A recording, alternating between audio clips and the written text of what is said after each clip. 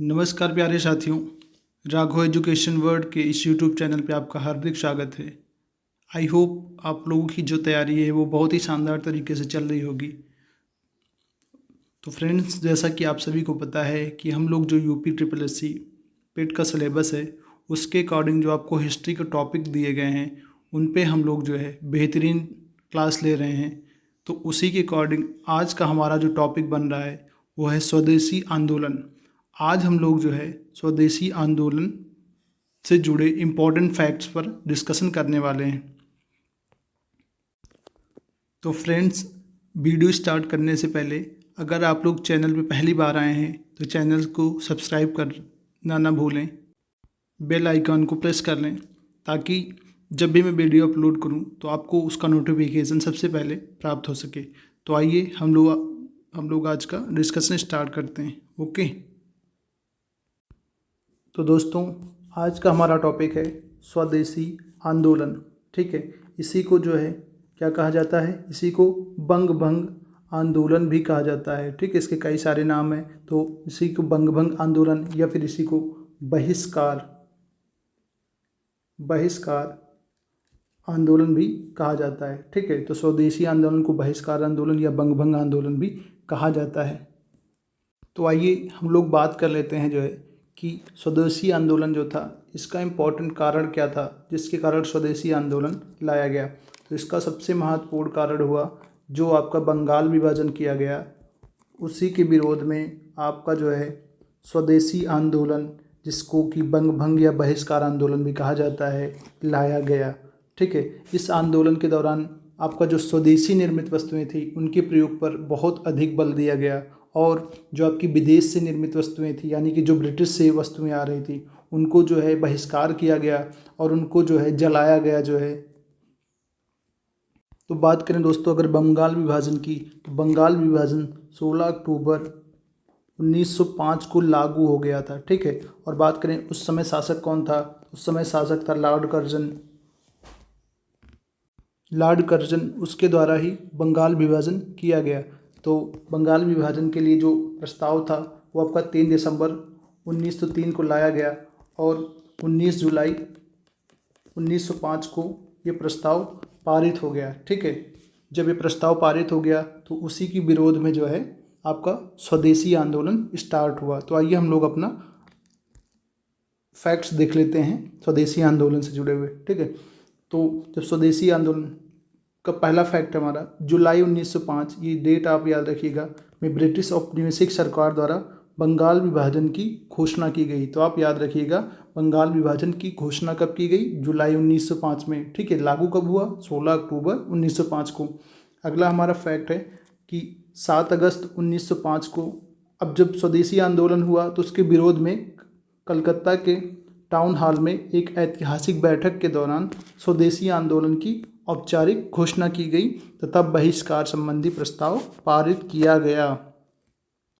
ठीक है, इसके बाद 16 अक्टूबर 1905, ये डेट याद रखिए, को बंगाल विभाजन लागू हुआ। इस दिन को शोक दिवस के रूप में मनाया गया। ये आप लोग याद रखिएगा, शोक दिवस 16 अक्टूबर 1905 को।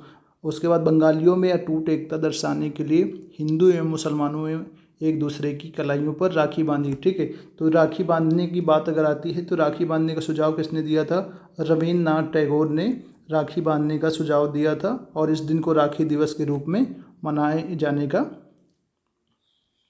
प्रस्ताव किया था। ठीक है, इसके बाद हमारा है स्वदेशी आंदोलन एवं विदेशी वस्तुओं के बहिष्कार का विचार सर्वप्रथम कृष्ण कुमार मित्र ने अपने पत्र, इनका पत्र था संजीवनी, 1905 में प्रस्तुत किया था। ठीक है, तो आप लोग याद रखिएगा बहिष्कार का विचार सर्वप्रथम कृष्ण कुमार मित्र ने और स्वदेशी वस्तुओं को अपनाने का विचार भी कृष्ण कुमार मित्र ने जो है अपनी पत्रिका संजीवनी के माध्यम से प्रस्तुत किया था। ठीक है, चलिए आगे बढ़ते हैं। तो बात करें आगे, इस विभाजन के दौरान रवींद्रनाथ टैगोर ने अमार सोनाल बंगला नामक प्रसिद्ध गीत लिखा। आगे चलकर यह 1971 में बांग्लादेश की स्वतंत्रता के पश्चात इसका राष्ट्रीय गीत बन गया।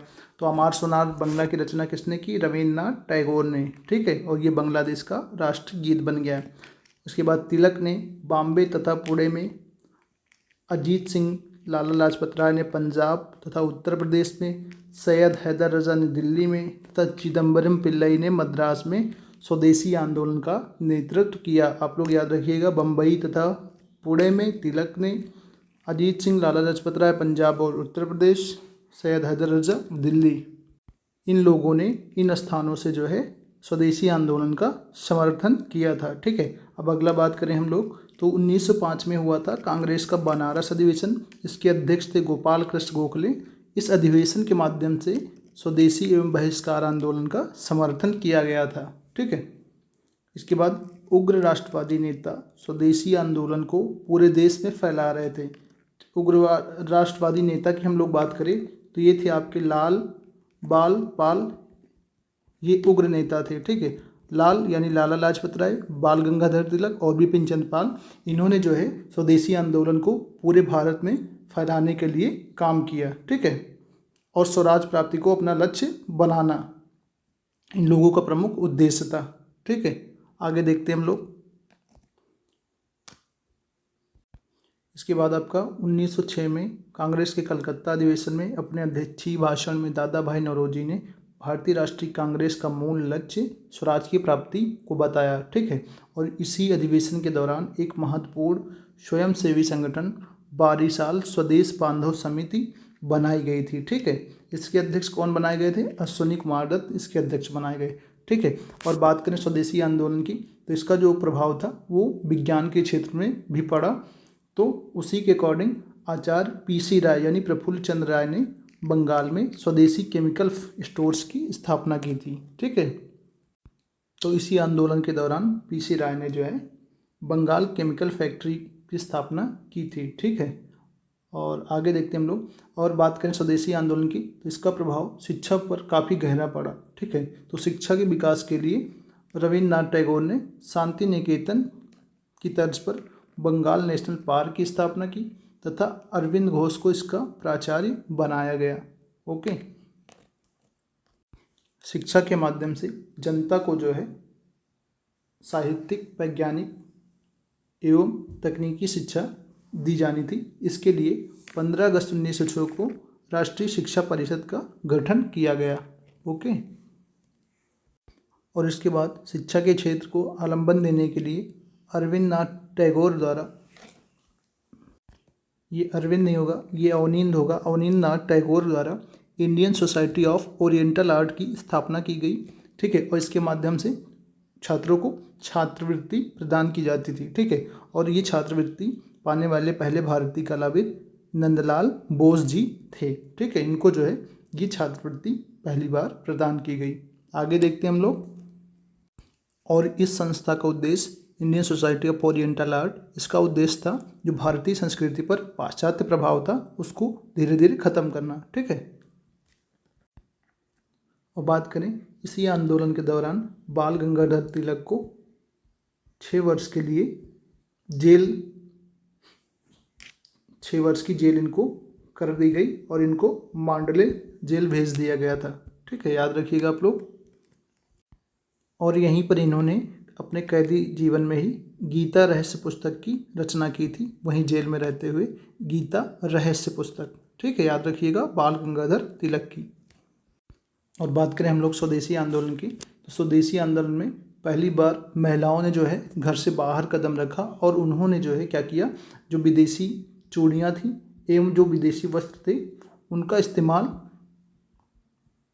करने से इनकार कर दिया। तो महिलाओं का योगदान भी इस आंदोलन में काफ़ी ज़्यादा रहा था। ठीक है, इसके बाद हम लोग बात करें अगर किसानों की तो किसानों का रोल इस आंदोलन में कुछ खास नहीं रहा। ठीक है, और धीरे धीरे ये आंदोलन समाप्त होता चला गया क्योंकि ये आंदोलन नेतृत्व विहीन हो गया था। इसका नेतृत्व करता कोई खास व्यक्ति ना हुआ जो आंदोलन को संभाल सके। और इसके पीछे का कारण अंग्रेज़ों की निर्मम नीति थी, जिसके अंतर्गत उन्होंने धीरे धीरे आंदोलनकारियों का दमन स्टार्ट कर दिया। तो ये आंदोलन धीरे धीरे समाप्त हो गया। ठीक है, अब आइए आगे हम लोग कुछ फैक्ट देख लेते हैं। ठीक है, इसके बाद क्या हुआ, वायसराय लॉर्ड हार्डिंग द्वितीय ने इंग्लैंड के सम्राट जॉर्ज पंचम के स्वागत में 1911 में दिल्ली दरबार का आयोजन किया गया। ठीक, दिल्ली दरबार का आयोजन कब किया गया? 1911 में। ठीक है, और इसी दिल्ली दरबार के दौरान ही बंगाल विभाजन को रद्द कर दिया गया। ठीक है, और भारत की राजधानी कोलकाता से हटाकर दिल्ली स्थानांतरित करने की घोषणा की गई। ठीक है, 1911 में घोषणा की गई और 1912 में राजधानी जो है कोलकाता से दिल्ली स्थानांतरित कर दी गई। ठीक है, और 1912 में बिहार को पश्चिम बंगाल से अलग कर दिया गया और उसे एक भिन्न प्रांत बना दिया गया। ठीक है, और इसके अंतर्गत उड़ीसा भी शामिल था। तो दोस्तों, आज का वीडियो हमारा यहीं तक था। आई होप आप लोगों को स्वदेशी आंदोलन के बारे में काफ़ी महत्वपूर्ण जानकारी मिली होगी।